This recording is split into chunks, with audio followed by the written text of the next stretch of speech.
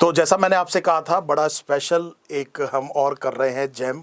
और ये माही ने एक क्वेश्चन पूछा, respected sir, please clear my doubt about transgenic models. 4 names are given in NCERT, but can emphysema be also included in it as given in NCERT under heading biological products?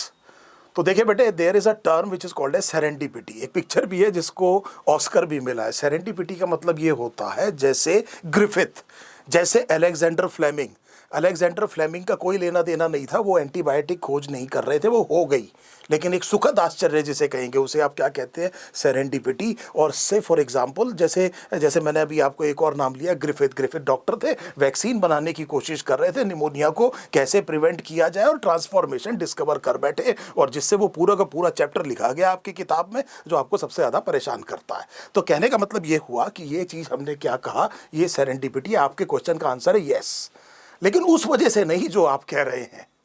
जो आपने यहां पर कहा है, क्या इसको include किया जा सकता है क्योंकि ये बायोलॉजिकल प्रोडक्ट्स के अंडर है, तब आंसर मैं कहूंगा बेटे इस वजह से नहीं, पर इस लिस्ट में आप जरूर कर सकते हो डिजीज मॉडल में। इसमें ठीक है, आप देखिए इसको समझ लेते हैं। सो आपने ये कहा कि वहां पर 4 डिजीजेस का नाम दिया हुआ है। So if I am right, तो एक तो कैंसर दिया हुआ है, एक सिस्टिक फाइब्रोसिस दिया हुआ है। सिस्टिक फाइब्रोसिस में जो क्लोराइड चैनल है उसकी समस्या आती है, और इसकी वजह से जो सोडियम क्लोराइड है काफ़ी ज़्यादा सॉल्ट में जो है स्वेट में आ जाता है, म्यूकस क्लॉगिंग हो जाती है रेस्पिरेटरी पैसेज की।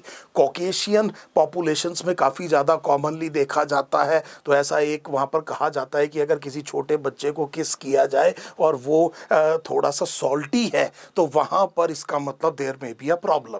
सो एक ये बीमारी वहाँ पर होती है, सिस्टिक फाइब्रोसिस। आपको समझ में आया। एक मेरे ख्याल से एक दिया हुआ है रूमेटॉइड आर्थराइटिस, आपको इसके बारे में पता है बहुत अच्छी तरह से। ऑटो इम्यून डिसऑर्डर है, और एंटीबॉडीज़ बनती हैं जॉइंट के स्ट्रक्चर्स के खिलाफ। और एक और चीज़ दी हुई है, वो है एल्जाइमर्स।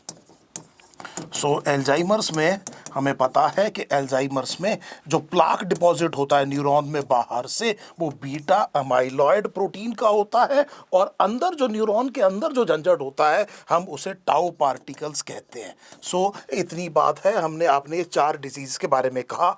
इसकी बेसिक समझते हैं, सबसे पहले इसकी बेसिक समझ लेते हैं। सो आसान करके थोड़ा सा बेसिक समझते हैं। देखिए क्या है कि मैंने एक ट्रांसजेनिक एनिमल की मैं बात कर रहा हूं। आपको पता है ट्रांसजेनिक कहते कैसे हैं? So there is a term which is called as transgenic. मैंने ह्यूमन डीएनए किसी बैक्टीरिया में डाल दिया फॉर दैट मैटर। तो इसका मतलब ये हुआ कि ये वहां पर हो नहीं सकता था किसी भी तरह से। सो इसका मतलब ये क्या है बेटे? ट्रांसजेनिक है। तो सिसजेनिक का मतलब क्या होगा? चलिए मैं आपसे पूछ रहा हूं कि मैं एक टर्म आपसे पूछ लेता हूं कि ट्रांसजेनिक, और एक शब्द और दे देता हूं सिसजेनिक। सिस और ट्रांस के बारे में आपने बहुत पढ़ा है, एकदम आपको ये टर्म अब क्लियर हो रही होगी। तो हमने कहा हमने एक ट्रांसजेनिक माइस बना दिया। सो आपको ये भी बहुत अच्छी तरह से पता है कि more than 95% of the transgenic animals are actually माइस।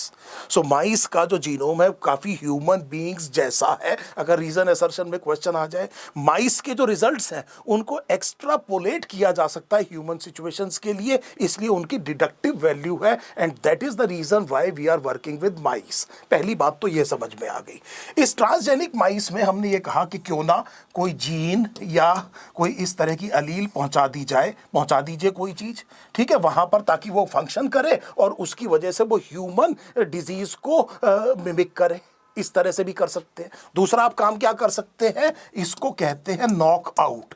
तो मैं बहुत ज़्यादा डिटेल में नहीं जाना चाह रहा हूं, लेकिन बड़े ध्यान से समझिए। नॉकआउट का मतलब ये होता है कि इस माइस के अंदर कोई एक रेजिडेंट जीन है, और वो जीन लेटस से कोई एंजाइम बनाती है, और उस एंजाइम की डेफिशिएंसी से कोई डिसऑर्डर होता है, और वो डिसऑर्डर ह्यूमन बीइंग में भी होता है।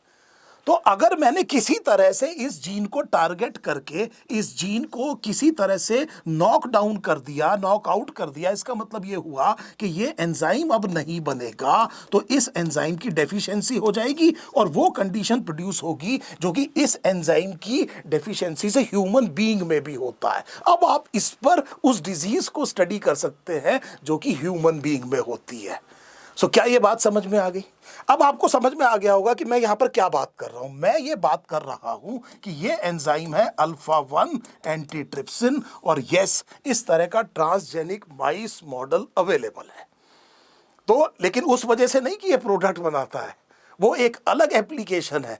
डिजीज मॉडल ये नॉकआउट की वजह से, yes, knockout mice is available, जिसमें हमने इस जीन को नॉकआउट कर दिया है जो अल्फा 1 एंटीट्रिप्सिन बनाती है। और एक और बात बता देता हूं, जैसे ही अल्फा 1 एंटीट्रिप्सिन की डेफिशिएंसी होगी तो माइस में थोड़े बहुत सिम्टम आने शुरू होंगे, सम, ओनली सम, क्योंकि माइस में काफ़ी सारे प्रोटीएसेस होते हैं। आप हायर क्लासेस में पढ़ेंगे, वो काफ़ी आसानी से उसमें एम्फाइसीमा नहीं होता। लेकिन अब आप उसे एक्सपोज करना शुरू करेंगे सिगरेट स्मोक से। आपको पता है डिजीज मॉडिफाइंग है। Most of the cases of emphysema, उनके पीछे सिगरेट स्मोकिंग है। ये जो रेयर केस है जिसमें अल्फा 1 एंटीट्रिप्सिन जो जेनेटिक प्रॉब्लम है, इसमें भी सिगरेट स्मोकिंग की वजह से हम ये कह रहे हैं कि बहुत ज़्यादा क्या होगा, फिर तेजी आएगी। और फिर इस तरह की कंडीशंस में अब आप क्या कर सकते हैं? अब आप मैनिपुलेट कर सकते हैं। अगर आपने कोई जीन पहुंचा दी, अगर आपने जीन पहुंचा दी तो देखिए कि ये जीन अपने आप को एक्सप्रेस कैसे करती है। आप ये देखिए कि मैं कौन कौन से एजेंट से इसको मॉडिफाई कर सकता हूं, किस तरह से इस जीन के एक्सप्रेशन को रेगुलेट किया जा सकता है। ये सब आपको ये बता रहे हैं कि डिजीज कॉज कैसे होती है, इस डिजीज की पैथोजेनेसिस प्रोग्रेस कैसे होती है, किस किस स्टेप पर डिजीज को मॉडिफाई किया जा सकता है। क्योंकि ये बिल्कुल वही चीज ट्रांसजेनिक माइस में हो रही है जैसा ह्यूमन बींग्स में होगा, और जैसा मैंने आपसे बताया इस रिजल्ट को एक्सट्रापोलेट किया जा सकता है। ये जो आप वाला स्पेसिफिक एग्जांपल है नॉकआउट वाला, ये आपको ज़्यादा आसानी से समझ में आया होगा। और हमने इस नॉकआउट में अल्फा 1 एंटीट्रिप्सिन को नॉकआउट उस जीन को करके यस एक ट्रांसजेनिक माइस बनाया हुआ है। उतना ज़्यादा स्ट्रॉन्ग मॉडल तो नहीं है पर है। तो आपका जो क्वेश्चन है, can emphysema be also included it in it? Yes, it can B.